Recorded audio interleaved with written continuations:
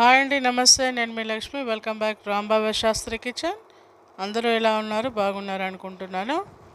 ఈరోజు వచ్చి ఈ బజ్జీ మిరపకాయలతో వేడివేడిగా ఈ వానాకాలంలో మిర్చి బజ్జీ చేద్దాం అనుకుంటున్నా. సో ఈ మిర్చి బజ్జీ తయారు చేసుకోవడం చాలా ఈజీ. ప్రిపరేషన్లోకి వెళ్దాం. ముందుగా ఒక పావు కిలో ఆలుగడ్డల్ని కుక్కర్లోని బాయిల్ చేయండి. దానికి పీల్ తీసేసి వీటన్నింటినీ కూడా స్మాష్ అయితే ఇలా స్మాష్ చేసుకొని కాస్త ఉప్పు, కారము, జీరా పౌడర్ యాడ్ చేయండి.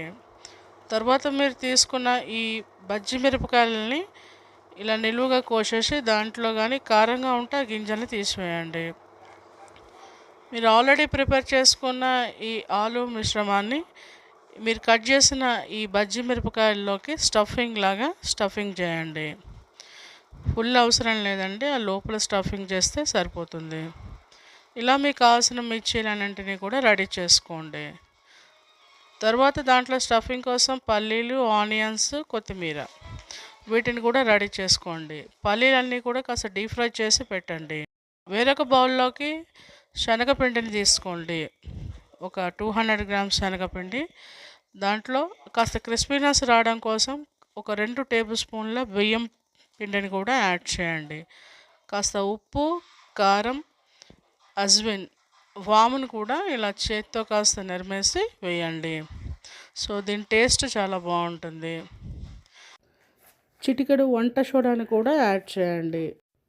మిర్చి బజ్జీకి ఈ కన్సిస్టెన్సీలో పిండి ఉండాలి. దీనంతటిని కూడా ఒక గాజు గ్లాస్ లేదా స్టీల్ గ్లాసులో మీ కంఫర్ట్ దాంట్లోకి తీసుకొని ఈ మిర్చి బజ్జీని దాంట్లో ముంచి ఆయిల్ డీప్ ఫ్రైకి పెట్టి దాంట్లో వేసేయండి.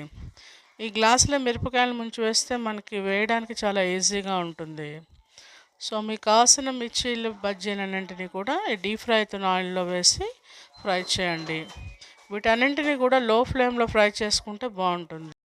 డీప్ ఫ్రై చేసిన పల్లీలు, ఆనియన్స్, కొత్తిమీర, దీని మీద కాస్త ఉప్పు, కారం, గరం మసాలా, కాస్త నిమ్మరసాన్ని కూడా యాడ్ చేయండి. ఈ బజ్జీలోకి నిమ్మరసంతో ఉన్న ఈ ఆనియన్స్ ఇవన్నీ కూడా చాలా టేస్టీగా ఉంటాయి.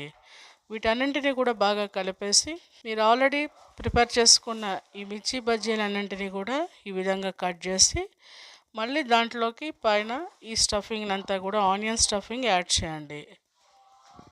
ఈ వేడివేడి మిర్చి బజ్జీ రెడీ. మీకు నచ్చిన సాస్తో హ్యాపీగా తినండి. మీకు కానీ ఇది నచ్చితే ఒకసారి మీ ఇంట్లో కూడా ట్రై చేయండి.